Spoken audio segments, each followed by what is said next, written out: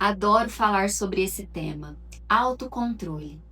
Qual o impacto dele na sua vida financeira? Primeiro, gente, o que é autocontrole?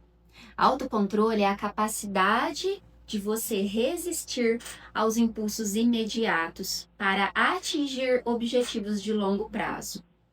Por exemplo, não gastar hoje para ter segurança financeira amanhã. Nas finanças, ele aparece principalmente em decisões como gastar hoje ou poupar para amanhã, consumo imediato versus a sua aposentadoria, ter um risco alto hoje ao investir ou buscar segurança. Esse conflito ele é muito estudado como escolha intertemporal, decisões entre recompensas agora ou no futuro. Exemplo: comprar um celular novo hoje ou investir o seu dinheiro e ter mais patrimônio daqui a 10 anos. De onde surgiu, gente, esse conceito de autocontrole? Vamos entender um pouco? A ideia de autocontrole, ela não começou na economia tradicional, que foi a minha formação.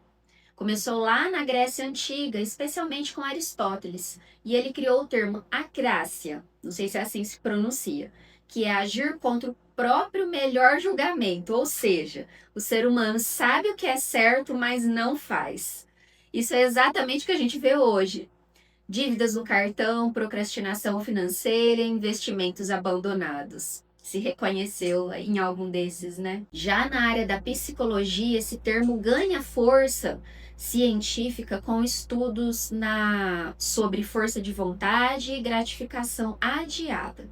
E existe um experimento muito famoso, que é o experimento do marshmallow, que foi realizado em 1960 pelo psicólogo Walter Mischel, que colocou crianças diante de uma escolha: um marshmallow agora ou 2 marshmallows daqui a 20 minutos.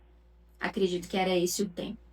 E esse estudo ele virou uma referência para medir autocontrole e prever o comportamento futuro. E ele mostrou o seguinte: quem consegue esperar tende a ter melhores resultados acadêmicos e financeiros na vida adulta. Claro que teve variações depois desse estudo, mas o resultado central é esse.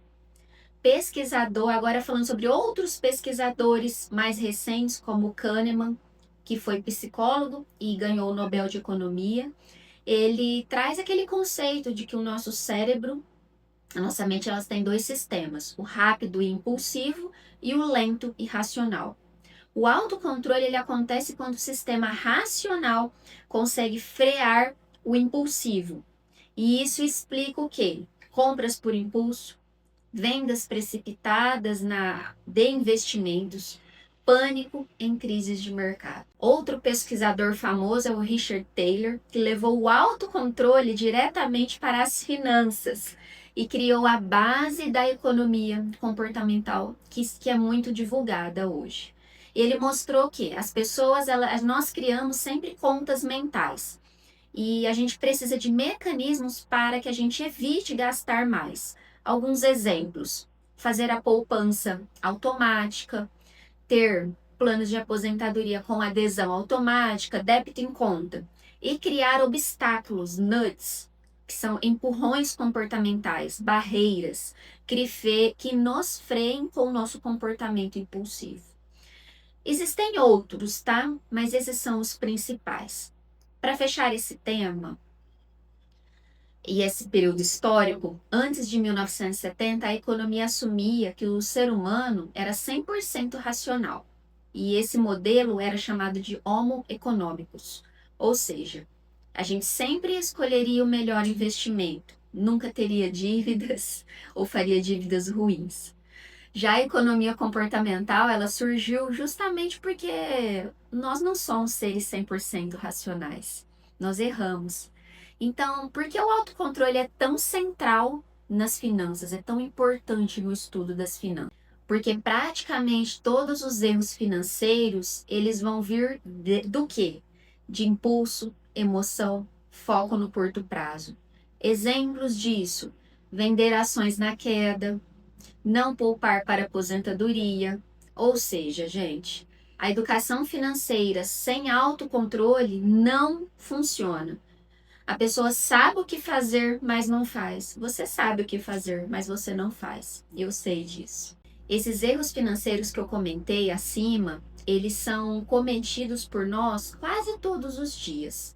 E a gente nem se dá conta disso.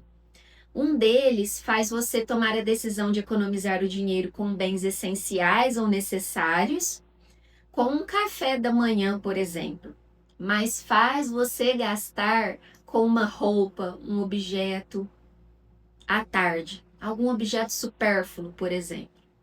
Isso ocorre por quê? Porque o café da manhã ele vai para uma conta mental de despesas diárias recorrentes. E esse gasto supérfluo, por exemplo, com essa roupa, já está em outra conta mental. Cada conta na sua mente gera um sentir diferente, com boas justificativas para ambos. Você sempre vai ter justificativa para isso. Agora, saindo um pouco do mundo da imaginação para a realidade, isso impacta o seu fluxo de caixa diariamente, sem você perceber, já que no presente e agora só existe uma conta corrente. Não tem várias contas correntes, como essas contas mentais. Agora eu vou mencionar outro erro, que são os itens gratuitos, que nos fazem sentir muito bem e nos deixa com bom humor. Porém, o que aparece grátis, muitas vezes acaba nos custando muito caro de formas diferentes, que a gente nem pode, nem imagina. Outra coisa é, gastar com qualquer item que não seja o dinheiro não gera a sensação real de pagar por aquilo. O cartão de consumo em parques de diversões, o cartão de crédito, o que mais? Fichas em cassinos e etc. Tudo aquilo que descaracterize o dinheiro. Outro erro comum que você pode perceber no seu dia a dia é a relatividade. E ela surge no dia a dia como uma ancoragem, aonde você fica ancorado em um preço mais alto e facilmente gasta quando o preço é abaixo daquele. Outro ponto que pode nos induzir ao erro no dia a dia. Quando você vai em um ambiente que é muito aconchegante, climatizado, aromatizado, que faz você se sentir tão bem que não gastar dinheiro neste lugar vai parecer uma ofensa. Olha só. Aonde fica, gente, o autocontrole após tudo isso que eu mencionei? Bem, depois de tanta influência e estímulo para não resistir à tentação de gastar o dinheiro, o descontrole, infelizmente, ele vai entrar em cena mais uma vez. E o que nós podemos fazer para solucionar isso?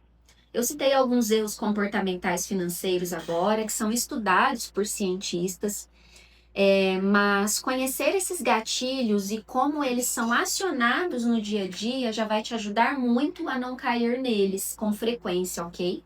E o que eu deixo aqui para você de ação é: organize a sua vida financeira. E organizar essa vida financeira, ela não envolve só você entender de matemática, somar, subtrair. Você precisa entender esse subjetivo que eu comentei ao longo do vídeo. Para fechar esse vídeo, eu trago uma frase de Warren Buffett.